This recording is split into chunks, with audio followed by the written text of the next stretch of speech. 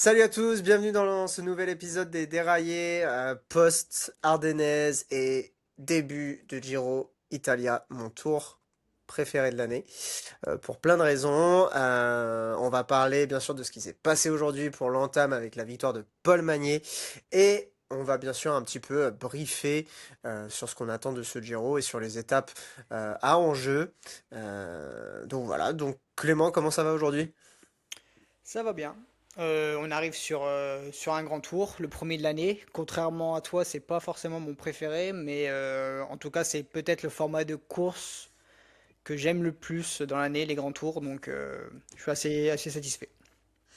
Ouais, alors moi c'est mon préféré pour faire un peu un préambule. Bon, déjà je trouve que le maillot rose, il y a un truc un peu, bah c'est un peu comme le maillot jaune. Déjà c'est d'entrée, c'est né de la Gazzetta dello Sport. Et je sais pas, il a jamais changé, il m'a toujours plu depuis le début. Je trouve qu'il est vraiment atypique. Tu vois, le rouge, le jaune, je trouve que c'est des couleurs qu'on voit assez souvent dans le vélo. Le rose un peu moins, même si ces dernières années avec F Education on est un peu plus habitué. Mais je trouve qu'il a un truc en particulier, et puis même il respire l'Italie, tu sais, il respire vraiment une course qui est un peu à part, avec généralement une dernière semaine qui est dantesque. Ça doit être un des derniers grands tours, peut-être avec le Tour d'Espagne, où il y a vraiment une belle part aux sprinters. Donc c'est un peu pour moi, tu vois, un grand tour old school. Tu vois ce que je veux dire? C'est que tu retrouves des fois 8 étapes de sprint avec genre quasiment 4 d'affilée. Et d'un coup, tu vas arriver sur des étapes de montagne. Et généralement, c'est un grand tour qui amène quand même son lot de surprises. T'as des vainqueurs au sommet, des fois que t'attends pas du tout. Alors que sur le Tour de France, généralement, quand même, ça va être toujours des leaders du généraux qui vont aller. Je fais une générale, je te vois te pencher la tête. Mais je trouve quand même qu'il a un truc un peu plus euh, atypique ce tour, un peu plus indécis. Alors peut-être pas sur le général, on va en parler cette année. Mais je sais pas, il y a un truc à part et il y a pas mal de surprises généralement. Et c'est pour ça que j'aime bien ce tour par rapport aux autres. C'est juste parce que les coureurs sont moins bons. On va pas se mentir. Pourquoi il y a plus de coureurs différents pour jouer la victoire au sommet? C'est parce qu'il n'y a pas les monstres absolus qui vont obligatoirement sur le Tour de France. Bon, après, de toute façon, c'était pas le débat du jour. Par contre, je suis assez d'accord avec toi sur le côté old school. Et surtout cette année, où à part, bon, il n'y a qu'un seul chrono, alors qu'il y a des années, dans les années 90, 80-90, il y avait des chronos énormes de près de 80 bornes. Mais c'est vrai que cette année, il y a quand même pas mal d'étapes de sprinter. On n'avait pas forcément gavé d'étapes de montagne comme ça peut être le cas ces dernières années sur les grands tours. Donc c'est vrai que pour ce coup, le parti pris de la part de RCS de pas enchaîner encore une fois sur un grand tour de plus en plus difficile et de revenir un petit peu à ce qui se faisait de bien à l'époque, je trouve ça pas mal. Ouais, ouais, ouais, et puis bah, ça va en plus amener à la fin du podcast à la question que je t'avais posée la dernière fois. Mais effectivement, je trouve que c'est un grand tour qui ouais, amène son lot de surprises, qui effectivement old school pour les raisons qu'on a énoncées.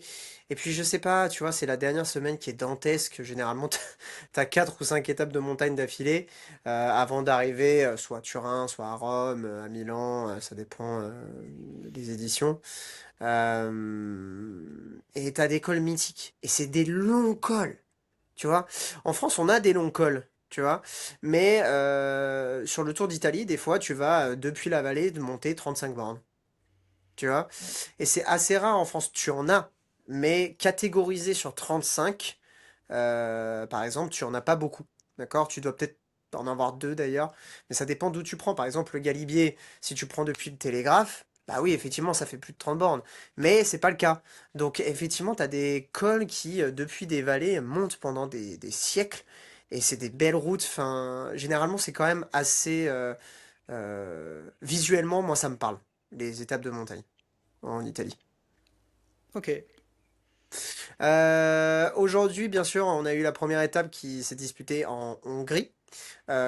Tour d'Italie qui est assez connu hein, d'ailleurs pour avoir des départs plus loin que ses pays limitrophes. Là, on a un départ depuis la Hongrie, 3 étapes qui se joueront en Hongrie, puis un jour de repos pour la transition vers l'Italie. Euh, on a eu donc un sprint marqué par une grosse chute. Normalement, tout le monde s'en sort, mais il y a Groenewegen qui est peut-être un peu plus blessé qu'on le pense. Paul Pénoët qui malheureusement a été pris dans la chute. Jonathan Milan qui n'a pas gagné. Malgré, j'ai vu la stat, plus de 2000 watts à un moment dans le sprint. C'est stratosphérique. C'est stratosphérique. Et Paul Magnier qui gagne avec un sprint, il me semble, de 1700 watts sur 13 secondes. Je trouve ça déjà encore plus. Enfin, c'est monstrueux. Genre, je trouve ça impressionnant. Et donc, effectivement, Paul Magnier qui s'impose. Donc, on avait ce délire avant le podcast de dire qu'en fait, en France, on n'a que des Pauls. Et ils marchent tous. Bien sûr, on fait une généralité. On a Kevin, on a des Kevin, on a des Romains. Mais voilà, victoire de Paul Magnier. En plus, tu vois, dans une vidéo, un reportage pardon, que j'entendais sur je sais plus quelle chaîne ou en ligne, on disait que Paul Magnier avait pas réussi à confirmer les 19 victoires de l'année dernière depuis ce début de saison. Il avait gagné quand même quelques fois. Ce qui était Mais un peu le cas. comment? Ce qui était un peu le cas sur son début de saison, même s'il a eu de la malchance. On l'attendait plus vite à un plus haut niveau. Ouais, et puis il me semble qu'il gagne quand même une étape sur le Tirreno Adriatico. J'ai un doute. Mais Non, c'est sur le Tour d'Algarve et il prend aussi le général. ah oui, c'est ça. Mais sur Donc, Tirreno, il chute. Il y a une grosse chute. Première étape, je pense. ouais, c'est ça, ouais, y a Enfin, moyen. deuxième, oui. Bon, je sais plus Mais exactement. Oui, deuxième étape, il me semble. après, on sait qu'il a voulu préparer les Flandriennes, mais que ça s'est pas passé comme prévu, il a été malade, etc. Mais au final, bah, il entame son Tour d'Italie, il a déjà réussi son Tour d'Italie. Maintenant, on attend effectivement à ce qu'il fasse comme Arnaud Démare qui ramène le maillot cyclamen.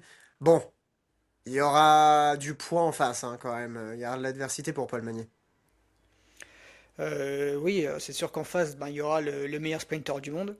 C'est un peu aussi celui qu'on attendait aujourd'hui. Mais ça a été réglé d'une main de maître ben, par Paul Magnier et aussi son équipe, on va pas se mentir, hein. Le travail de Quick-Step a été exceptionnel. Dans ces 3 derniers kilomètres, ils ont réussi à éviter la chute en étant très bien placés. Et Milan avait perdu la roue de son coéquipier. Donc ça a permis à Magnier de réaliser un superbe sprint. Très content pour lui parce que comme on l'a dit, il avait eu quelques difficultés en ce début de saison, notamment à cause de chutes, de crevaisons, et puis aussi peut-être une forme qui était un peu moins au rendez-vous que ce qu'on attendait. Mais c'est sûr qu'avec une victoire comme ça sur un grand tour, devant Milan et devant Lou Andresen qui est en très grande forme en ce début de saison, là il a vraiment confirmé justement, comme tu disais, ses 19 victoires de la saison dernière. Parce que l'année dernière on disait qu'il n'avait pas battu de très grands noms. Là ça y est, il l'a fait. Ouais, c'est le cas. Excuse-moi, mais euh, le casque est mieux placé comme ça me va mieux. Je me sens mieux comme ça. C'est vrai que après, tu vois, ça fait partie de ces coureurs. C'est comme Isaac Del Toro. Ils ont fini l'année en trombe. Enfin, c'est une fin d'année exceptionnelle pour eux deux. Alors, Isaac Del Toro a réussi à gagner, mais il a gagné c'est quoi? C'est le Tour UAE, il me semble. Il a gagné par-ci et par-là. Malheureusement, après, au Tour du Pays Basque. Il se blesse, enfin en tout cas il chute, donc off pour les Ardennaises, donc on le voit plus.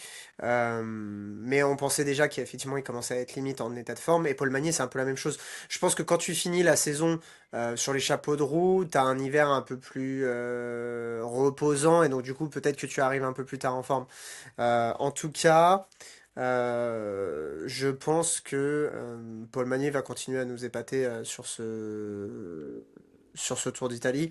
Qu'est-ce que tu en penses du duel avec Jonathan Milan? Alors j'espère qu'on aura un duel jusqu'au bout, en tout cas pour le maillot de Cyclamen. Pour les sprints, dans tous les cas, de toute façon, il y aura tout en bataille entre les deux, hein, voire trois, parce que je pense que Lund Andresen ne va pas se laisser avoir si facilement. Mais je pense qu'au final, l'expérience de Milan et puis son niveau stratosphérique, hein, tu l'as dit, 2000 watts tout à l'heure, je pense qu'en C'est termes de monstrueux. force pure, quand s'il part et qu'il est bien lancé, il est imprenable sur le sprint aujourd'hui. Et en Je plus, pense il est en Italie, il est chez qu'effectivement, lui, donc je pense qu'on va partir sur un Milan pour le maillot de Cyclamen, mais ouais. très content de voir un beau duel avec Paul Magnier.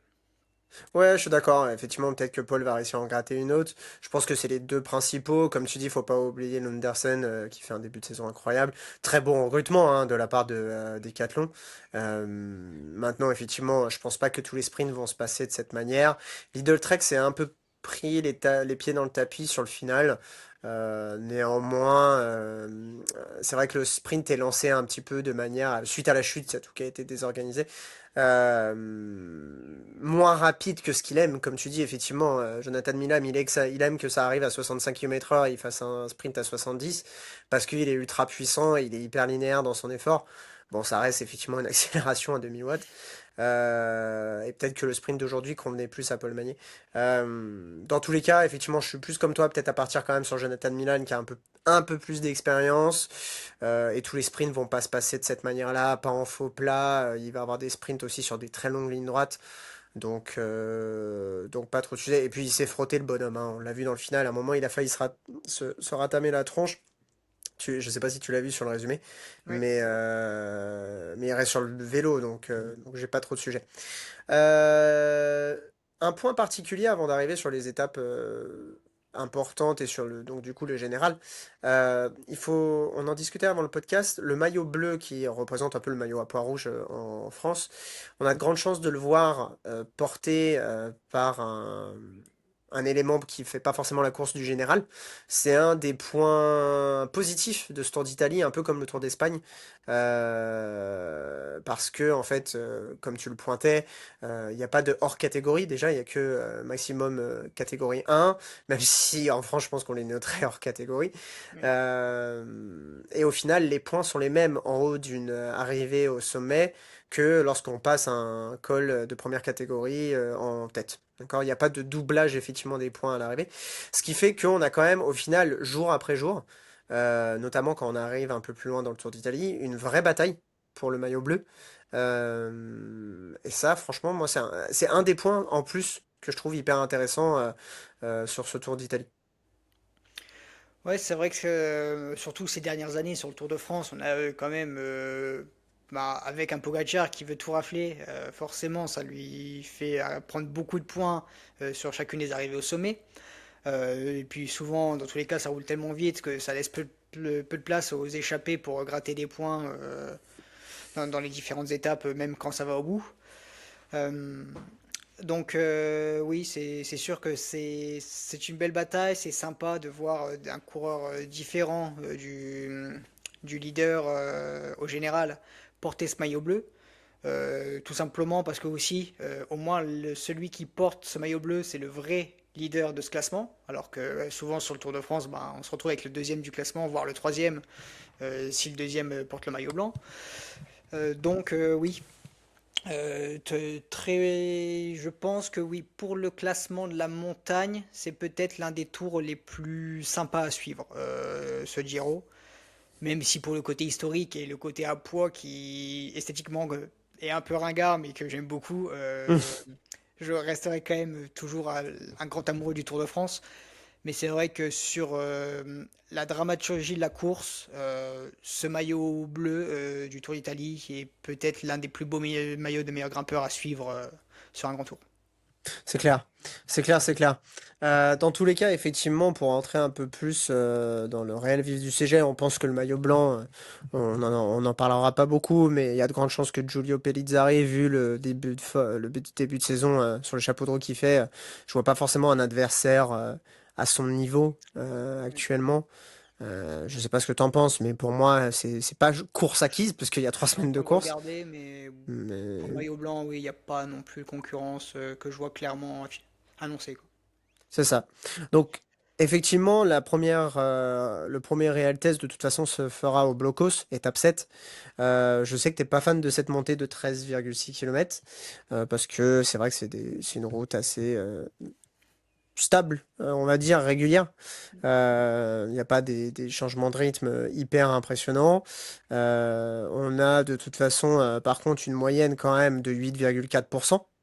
Ouais. Donc, ça reste très très solide, notamment sur les 10 derniers kilomètres quasiment avec 9,4% de moyenne.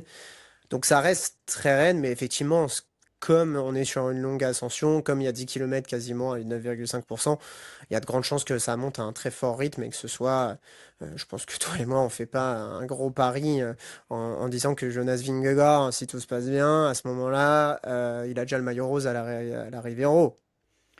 Je pense que oui, ce sera lui qui aura ce maillot rose à la fin. Pas parce qu'il aura fait un énorme écart, parce que je le vois pas forcément se Non? mettre une attaque là-dedans.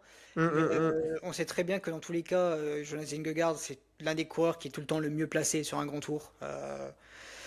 Et donc je pense que à coup de quelques secondes et plus une grosse montée avec plusieurs coureurs qui auront lâché avant l'arrivée au blocos, même sans forcément voir de grosses attaques de Jonas Vingegaard, il y aura quand même des petits écarts qui vont commencer à se creuser. Et, oui, il y a de fortes chances de le voir en rose euh, à l'arrivée de cette septième étape, il me semble. Ouais, c'est ça. Septième. Je suis d'accord aussi. Je pense que comme on va monter très fort, il suffira de décrocher une banderille dans les 3 derniers kilomètres pour aller déjà glaner peut-être une trentaine de secondes. Effectivement, il ne devrait pas avoir besoin de beaucoup plus d'efforts. Euh, je suis assez d'accord avec toi et de toute façon, c'est vrai qu'avec l'absence d'Almeida, Simon Yates, en face, il va avoir effectivement une équipe avec Adam Yates chez UAE, avec un opposant, Giulio Pellizzari. Mais en tout cas, à l'heure actuelle, on n'est pas sur le même calibre. Euh, Là où on va avoir en plus un réel test, ça va être plutôt sur le 3 jours plus tard, sur le chrono. Donc un chrono de 42 km, donc qui est assez long au final, Ouais. qui est assez long, qui convient aussi parfaitement à Pipo Ganna, puisqu'on C'est le est, grand favori. oui, c'est le grand favori. On a juste une petite bosse à mon avis, si je me lis bien, 4 km de l'arrivée. Mais c'est très roulant et effectivement, c'est tout plat. Donc, à part un très très gros chrono par contre, de Jonas Vingegaard, c'est quand même très très plat. Pour lui, il y a peu de chance. À par contre, viser un top 5 comme il l'a fait à Caen, pour moi, c'est visable. Surtout sur un long effort comme ça. Mais bon. On aura d'autres potentiels vainqueurs. On a Eduardo Affini aussi qui est présent. Mais en tout cas, normalement, sur le papier, ça pose bien pour Pipo Ganna, pour Jonas Vingegaard. Et donc, du coup, Giulio Pellizzari, qui est peut-être pas dans un exercice qu'il préfère, même s'il n'est pas Il est mauvais. pas mauvais. Ouais. Ouais, il est pas mauvais, mais il devrait perdre quand même encore un petit peu de temps, à part surprise. Et bon, Adam Yates, qui se débrouille pas mal. Là aussi, on n'est pas sur le même calibre que Jonas Vingegaard. Bah, c'est ça en fait. Oui, je pense pas que ce chrono soit fait pour Jonas Vingegaard, c'est-à-dire le gagner ce chrono, parce que oui, il y a des coureurs plus costauds que lui pour le gagner, notamment Pipo Ganna, hein, comme on l'a dit, qui est le grandissime favori. Par contre, parmi les favoris, enfin les leaders d'équipe pour le classement général de ce Tour d'Italie, j'en vois aucun au niveau de Jonas Vingegaard sur le chrono. Donc pour moi, sur 42 km, il va quand même gagner du temps. Et je pense qu'il va le faire à fond dans tous les cas, et que ça risque même de faire encore plus mal à ses adversaires que l'arrivée au blocos. Ouais, ouais, je suis d'accord avec toi. Je suis d'accord avec toi. Entièrement d'accord avec toi parce que effectivement c'est c'est c'est un effort, l'air de rien, Jonas Vingegaard, qui est assez puissant, qu'il aime bien. Il n'y a pas besoin forcément que ça monte beaucoup pour performer. On l'a vu à Caen encore une fois. Euh, En plus, le lendemain, on aura, à mon avis, une étape vouée pour les barouteurs ou un puncher. Ça me fait penser un peu à l'étape que Julien Alaphilippe avait gagnée en 2023 ou 4 sur le Giro. 2023, il me semble, mais 2023, ouais, toutes sûrement les dates, c'est 2023, ouais. vraiment pas mon fort. Ouais, 2023. Donc ça me fait un peu penser à ça. Et puis après, on avancera gentiment. Il me semble que c'est à l'étape 14 qu'on commence à regrimper L'une des deux étapes réellement. reines de ce Tour d'Italie. Comment? L'une des deux étapes reines de ce Tour d'Italie. Ouais, mais par contre, les 2 jours avant, pour y repenser, je les avais notés parce qu'on est sur des arrivées côtières. Il n'y a pas forcément beaucoup de vent à cette période-là en Italie, mais il faudra quand même se méfier. Mais en tout cas, encore une fois, visuellement, je pense que ce sera un très beau tour. Je fais un petit peu peut-être le travail de l'agence de tourisme d'Italie, mais, mais effectivement, on aura quand même une très belle course sur ces jours-là. Puis après, effectivement, on a une étape de montagne. Et après, le lendemain, on arrive à Milan. Donc, donc moi, je trouve ça plutôt cool que ces jours-là. Tu veux nous parler peut-être de l'étape 14? Oui, bah, comme je l'ai dit, peut-être l'étape reine de ce Tour d'Italie, à voir, à discuter avec l'étape 19. Pour moi, les deux se valent. Euh, Là, je pense que ça va être l'étape où Jonas Vingegaard va se mettre en sécurité. Parce qu'on connaît, hein, dans tous les cas, ce n'est pas un cannibale comme peut l'être Tadej Pogacar. Donc je pense pas qu'on va voir énormément d'attaques de Jonas Vingegaard tout au long de ce Tour d'Italie. Par contre, je pense que sur cette très grosse étape, avec cette dernière montée qui fait quand même 16 km 5 à 7,1% de moyenne, donc c'est quand même assez long. Il aime bien ce genre d'arrivée. Je pense que là, on verra une attaque d'assez loin. Je ne pourrais pas trop prédire à partir de où. Mais je pense que c'est là qu'il va s'assurer, qu'il va clôturer le débat sur le potentiel victoire d'un autre coureur sur ce Tour d'Italie. Et qu'à partir de ce moment-là, à part chute, abandon, maladie, quoi que ce soit de Jonas Vingegaard, le suspense sera définitivement mort. Ouais, alors je suis assez d'accord avec toi. En plus, on sait que ils visent des étapes. C'est un peu la tactique de la Visma depuis quelques années. On contrôle, on contrôle, on contrôle. Et puis à certaines étapes bien ciblées, on a axé l'entraînement sur tel ou tel effort. Et généralement, c'est là où on cherche à faire mal. Euh, je... C'est vrai qu'en plus, on est sur euh, des cols qui vont faire mal, puisque il me semble qu'on a 130, ouais, c'est ça, 130 km de course. On commence direct à monter depuis le début, donc il y a de grandes chances qu'une échappée veuille se former, donc ça va monter fort. Après, on a l'enchaînement de trois ascensions au milieu de l'étape. Et puis, effectivement, on a l'ascension finale qui est longue, hein, puisque on passe de 116 km à 133. Donc, c'est quasiment 20 bornes d'ascension, c'est 17 km d'ascension. Et on a 7,1% de moyenne avec des passages à 11%. Donc, effectivement, là, pour le coup, tu vois, ça me fait exactement penser au genre d'étape que Jonas Vingegaard, effectivement, apprécie fortement. Euh, donc, je suis assez d'accord avec toi que celle-là, surtout après quelques étapes, on va dire, plus chill, après avoir peut-être pris un ascendant psychologique, et même, imaginons, il a perdu du temps pour X ou Y raison parce qu'il arrive un peu plus tard, je pense que sur cette étape-là, il y a grande chance que effectivement ce soit l'archi favori et que il fasse un trou, comme tu dis, largement suffisant pour après juste contrôler. Surtout que le lendemain, c'est une étape aussi qui va être encore usante, puisqu'on a aussi une très longue montée finale. Mais l'étape en elle-même, elle est Euh, moins drastique. D'ailleurs, pardon, excuse-moi, c'est le surlendemain. Ouais, C'est le parce que le lendemain, il surlendemain, arrive à pardon. Milan. Ouais, ouais, exactement. Mon cher Milan. Non, non, non. Le surlendemain, effectivement, avec une arrivée à Carrie, avec une montée de 13 km encore. Tu vois, c'est ce que je voulais dire sur le Tour d'Italie, c'est qu'on a généralement quand même des ascensions longues. On est Ouais. généralement 15 km, là on est à 13, mais si on compte depuis la vallée, on est un peu plus. Là, on va vraiment compter l'ascension. Mais on a des ascensions qui sont généralement très longues. Donc c'est pour ça que je trouve que ça correspond parfaitement à Jonas Vingegaard, et je trouve qu'il arrive très tard sur le Tour d'Italie. Il a l'air très confiant, et effectivement, en plus, si on rebondit sur ce que tu dis, euh, lui, il dit qu'il se sent prêt à gagner le Tour de France derrière, qu'il se sent vraiment en très grande forme et un très bon entraînement. Si effectivement il a plié tout à l'étape 14, après on contrôle, hein. Oui, bah, je pense que c'est. Alors, dans mon idée, hein, comme j'ai dit, il risque de plier le tour, ce Giro, dès l'étape 14. Donc, oui, certainement, comme mon avis, après, il va contrôler. Je pense que s'il y a même fort à parier qu'il ne gagne plus d'étape après cette étape 14, qu'il va certainement laisser des échappées y aller. Mais en tout cas, oui, il contrôlera un petit peu comme la fin du Tour de France l'année dernière, Pogacar et Vingegaard ont finalement contrôlé et qu'au final, même quand on voyait peut-être Lipovic ou Only attaquer, ça ne les inquiétait pas plus que ça. Je pense que ce sera un peu le scénario de ce Giro pour cette dernière semaine. Et pourtant, quand tu regardes l'étape 19, là aussi, hein, on a aussi une étape assez importante, puisqu'on fait trois passos, Et après, on a encore une arrivée au sommet raide, puisqu'on est à 9,6% de moyenne sur 5 km, avec des passages à 15% après une longue descente, mais avant avec une ascension, encore une fois, de 10 bornes, à 5,6 de moyenne, mais avec des passages à 10. Donc là encore, on a une étape taillée pour lui, peut-être un peu moins. D'ailleurs, je vois bien un Giulio Pellizzari sur ce genre d'étape bien performé. Mm.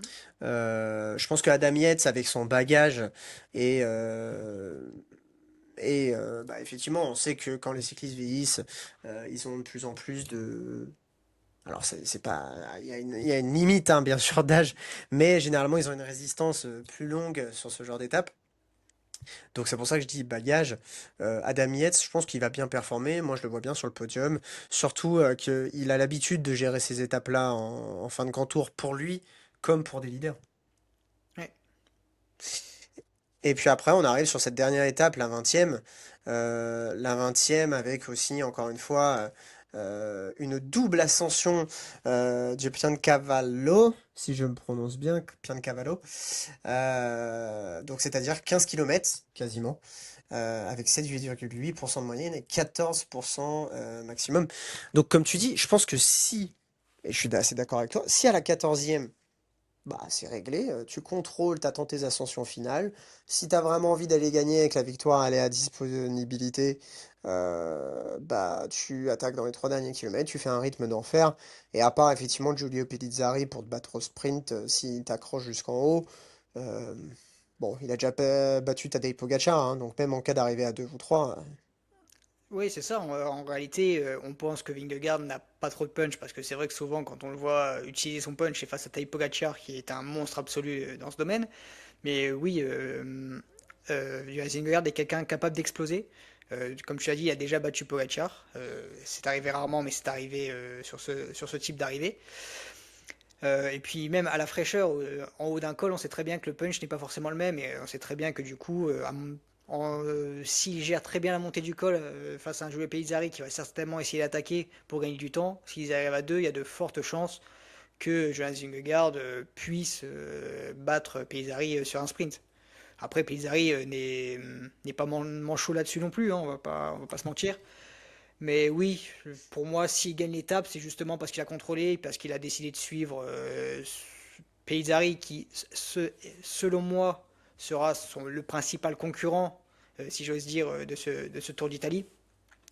Mais oui, donc on en revient à ce que je disais tout à l'heure. Au final, ces deux dernières étapes de montagne seront plutôt une bataille pour le podium qu'une bataille pour le classement final, hein, qui, de toute façon, comme on peut voir sur le Tour de France ces dernières années, comme on l'a vu sur le Giro en 2024 quand Pogacar a décidé de venir, pour moi, le suspense sur ce grand tour est assez limité. Donc oui, ça va plus être une bataille pour le podium qu'on peut attendre sur ces deux dernières étapes.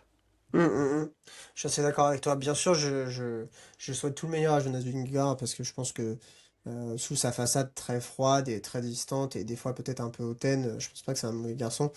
Euh, Dans tous les cas, effectivement, si tu devais faire un pronostic demain du podium, je pense que tu viserais peut-être comme moi, c'est-à-dire un Jonas, Giulio Pellizzari et Adam Yates dans cet ordre-là. Alors, dans l'ordre pour les deux premiers, oui, parce que c'est les deux que j'ai. Ensuite, pour Adam Yates, j'hésite parce que pour moi, il peut. Alors, est-ce que son coéquipier, est-ce que Jevine peut le faire? Je pense que ce sera quand même Adam Yates qui sera le leader et puis qui s'en sortira mieux sur une course de 3 semaines. Mais oui, attention à Félix Gall qui est plutôt pas mauvais. Hum, hum, hum. Euh, Après, il y a quand même ce chrono de 42 km qui est peut-être un peu long pour Félix Gall qui risque de perdre beaucoup de temps. Mais oui, pour moi, il y a quand même bataille pour la troisième place entre ces deux coureurs. Ensuite, Buitrago, je ne pense pas forcément. Je pense il sera pas très loin, mais je le vois pas forcément être sur le podium. Egan Bernal, j'aimerais beaucoup, Ouais, c'est vrai mais qu'on n'a pas parlé du Colombien, ouais, mais à voir, je pense, effectivement, déjà au blocos, on aurait une bonne idée. Et puis Colombien, enfin le Colombien Egan Bernal qui fait deuxième du Tour des Alpes, qui cinquième à Liège. Donc il est quand même en bonne forme. Après voilà, hein, il nous a tellement montré qu'il pouvait être tout en haut. Et malheureusement, depuis cette énorme chute, euh, parfois on se demande, enfin, il est plus que l'ombre de lui-même de temps en temps. Donc oui, j'aimerais bien le voir sur le podium, même si j'y crois pas trop. Donc pour la troisième place, je vais quand même rester sur ce que j'ai dit. J'ai un petit doute entre Adam Yates et Félix Gall. Je suis d'accord. Et pour le coup, effectivement, on va arriver sur un Tour de France derrière, notamment chez UAE. Euh, donc Visma, effectivement, va récupérer Wout van Aert et Matteo Jorgensen sur le Tour de France qui n'auront pas couru, donc ils vont être frais comme des gardons. Mais de l'autre côté, quand tu réfléchis, Joao Almeida devait être sur le Tour d'Italie. Là, il va être sur le Tour de France, donc frais, et on espère en bonne forme. Isaac Del Toro aussi, qui donc, du coup n'a pas participé aux Ardennaises, et en reconnaissance avec Tadej Pogacar là, pendant une dizaine de jours, il me semble. On a vu d'ailleurs des vidéos sur les réseaux où il repère à deux certaines ascensions, notamment là au Grand Ballon. Euh, donc on va avoir quand même une équipe UAE, quand tu réfléchis. Enfin, si t'en mets 4 dans le top 10, tu peux, hein.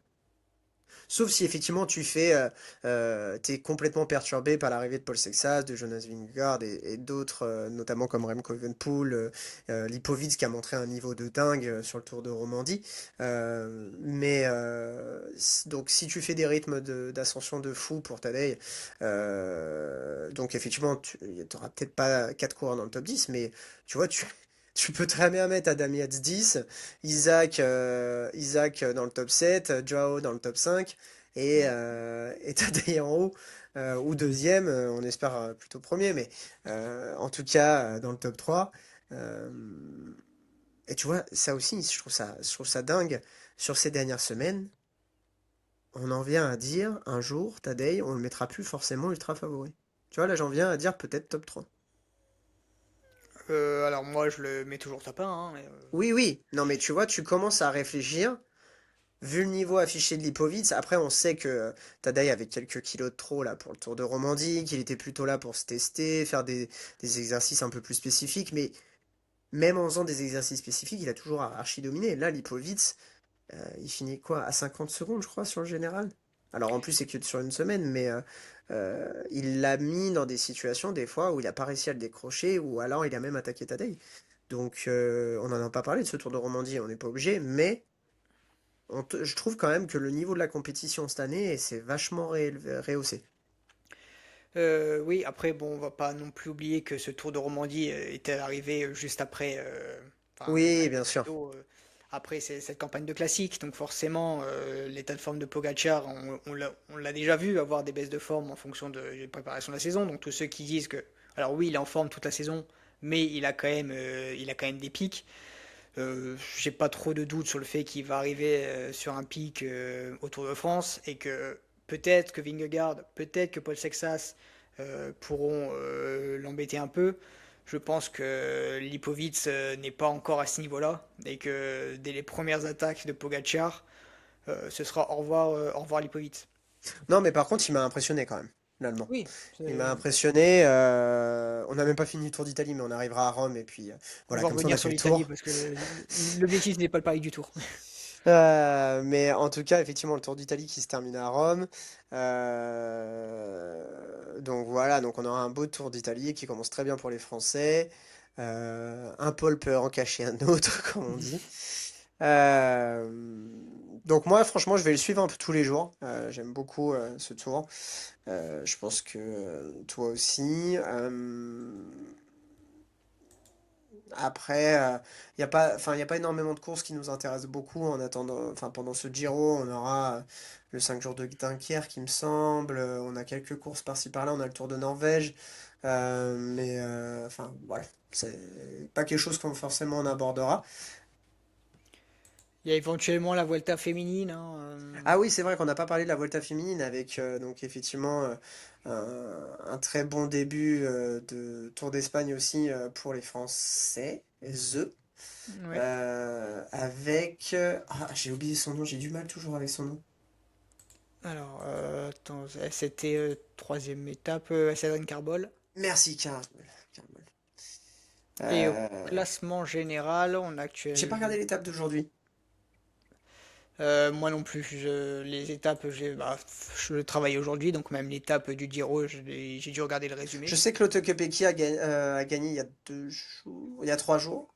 Il y a Et on trois a Marion jours. Bunel et Juliette Berthet qui sont